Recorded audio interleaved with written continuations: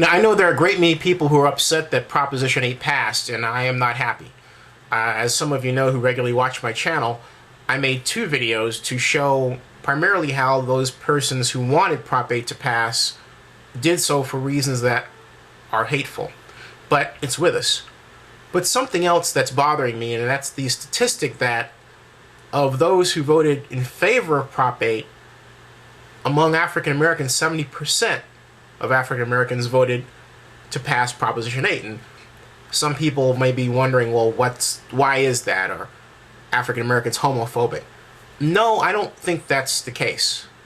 I'm going to share with you a rather hybrid view, but keep in mind that I also said Sarah Palin was sticking John McCain in the back a week ago before it was acknowledged that that's exactly what was happening. So I've got a fairly good track record.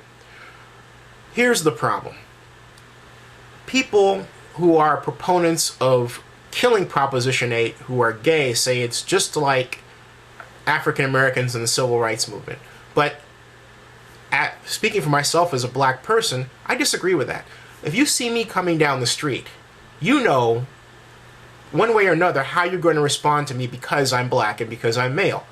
Even if it's positive, it's a response. Even if it's negative, it's a response. You're not going to have no response whatsoever. I think a person who says that is kidding themselves.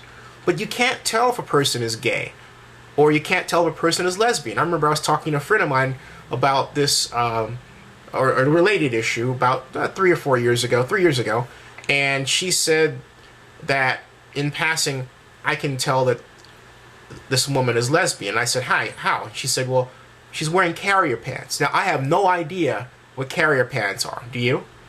I can't tell. And then on top of that, I went out with women and, yes, had relations with women who said at the time they were lesbian. And when I would say that to someone, they would say, well, they're not lesbian then. But they said they were lesbian, so what am I supposed to do? All right? I know of people, there's an entertainer right here in Oakland who was dating a man for a long time and is now married to a woman. Another friend of mine started dating someone who, prior to that, said she was lesbian. Now they're married with 2 beautiful kids.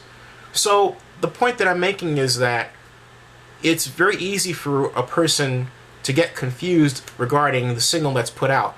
I think it was wrong to say that being gay or lesbian is like being black. Because for one thing, it's a straight white male ethic. That is, that the straight white male is at the center and normal, and every variation around that is somehow different, gay or black. You know, you could, let's say on the gender spectrum, you're male, but then you're black, and so that puts you outside. And then if you're gay, it puts you outside, but in another direction. You know, if you had to make some sort of unusual coordinate system.